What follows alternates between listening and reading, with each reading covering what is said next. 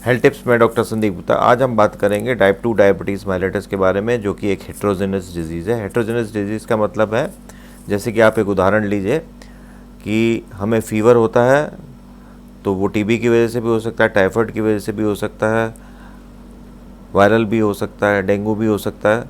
पर उसको फीवर उतारने के लिए हम पैरास्टामोल देते हैं, पर स्पेसिफिक ट्रीटमेंट भी हमें करना पड़ता है, या तो वायरल का, डेंगू का, या फिर टाइफाइड का, जो भी होगा उसका स्पेसिफिक ट्रीटमेंट भी हमें करना पड़ता है। तो इसी तरीके से डायबिटीज़ भी कई तरीके से होती है, जिसका एंड रिज़ल्ट होता है हाइपरग्लाइसीमिया या ब्लड में शुगर बढ़ना। तो हम 3 मेन टाइप्स के बारे में बात करेंगे डायबिटीज़ के, जिसका एंड रिज़ल्ट तो ब्लड शुगर बढ़ना है, पर उसके पीछे फिजियोलॉजी, उसके पीछे सारी चीज़ें बिल्कुल अलग होती हैं। तो इसीलिए ये देखा गया है कि एक पेशेंट में हो सकता है कि 20 साल तक भी दवाइयों पर चलता रहे आदमी, अगर वो डाइट कंट्रोल और एक्सरसाइज करता है, और दूसरे पेशेंट में अगर वो डाइट कंट्रोल एक्सरसाइज कर भी रहा है और मेडिसिन भी ठीक खा रहा है, तब भी 5 साल के बाद वो इंसुलिन पर आ जाता है या दवाइयाँ और इंसुलिन साथ में लेता है। तो इसमें हम बात करेंगे नंबर 1 पर हम बात करते हैं इंसुलिन रेजिस्टेंस, जिसमें ज़्यादा होता है। इंसुलिन रेजिस्टेंस का मतलब ये है कि हम पहले भी कई वीडियोस में बात कर चुके हैं।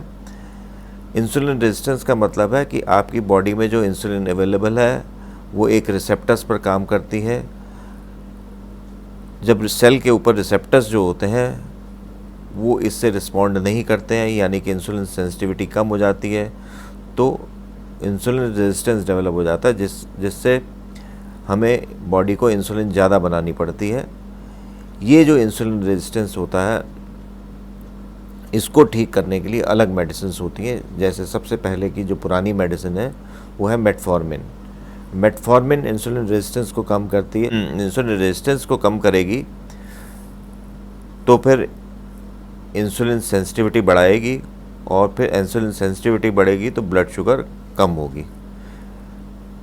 जो इंसुलिन रेजिस्टेंस को कम करती हैं जो दवाइयाँ, वो ज़्यादातर ब्लड शुगर को नॉर्मल से नीचे नहीं लेके जा सकती हैं।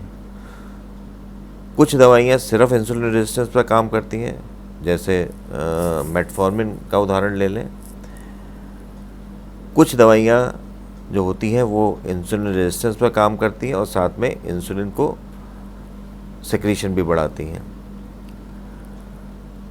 तो इंसुलिन रेजिस्टेंस जब आपका हो जाता है तब, या फिर हाइपर इंसुलिनीमिया हो जाता है, इंसुलिन रेजिस्टेंस होगा तो इंसुलिन ज़्यादा सेक्रेट होगी, तो हार्ट अटैक के इंसिडेंस बढ़ जाते हैं।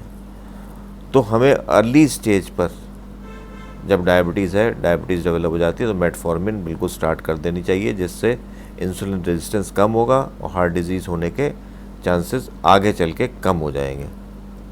नंबर 2 पर आता है, ये हम ध्यान रखें कि टाइप 2 डायबिटीज़ मेलिटस के बारे में बात करें, इंसुलिन डिपेंडेंट डायबिटीज़ के मेलिटस के बारे में बात नहीं करते। अब कि जिसमें इंसुलिन रेजिस्टेंस ना हो के इंसुलोपिनिक होते हैं, यानी कि इंसुलिन ब्लड में कम होता है पर इतना कम नहीं होता कि इंसुलिन की ज़रूरत पड़े।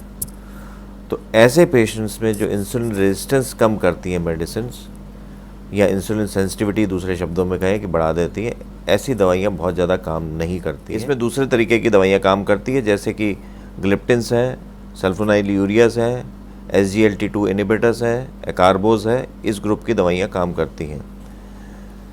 ऐसे पेशेंट्स में इंसुलिन जल्दी ख़त्म हो जाती है बॉडी में बनना, और पेशेंट इंसुलिन पर जल्दी आ जाता है, और ऐसे पेशेंट ज़्यादातर मोटे नहीं होते, पतले होते हैं।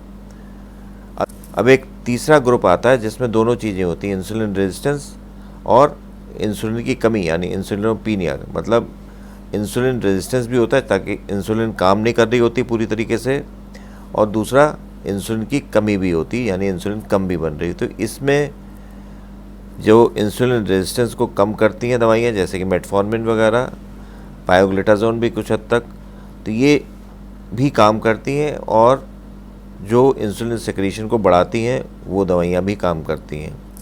तो टाइप 2 डायबिटीज़ मेलिटस के केसेस में अगर हम तीनों शुगर को पहचान लें, तीनों तरीके की डायबिटीज़ को पहचान लें क्लिनिकल ग्राउंड्स पर या सीरम C-पेप्टाइड लेवल्स पर या फिर सीरम इंसुलिन लेवल्स के आधार पर, तो हमें ट्रीटमेंट करने में बहुत आसानी हो सकती है। इंडिविजुअल पेशेंट में हमें ड्रग डिसाइड करने में कौन सी ड्रग देनी चाहिए, कौन सी ड्रग नहीं देनी चाहिए, ड्रग्स की डोजेज एडजस्ट करने में हमें बहुत आसानी हो सकती है। कमेंट सेक्शन में ज़रूर लिखिएगा मेरे वीडियो आपको कैसा लगा।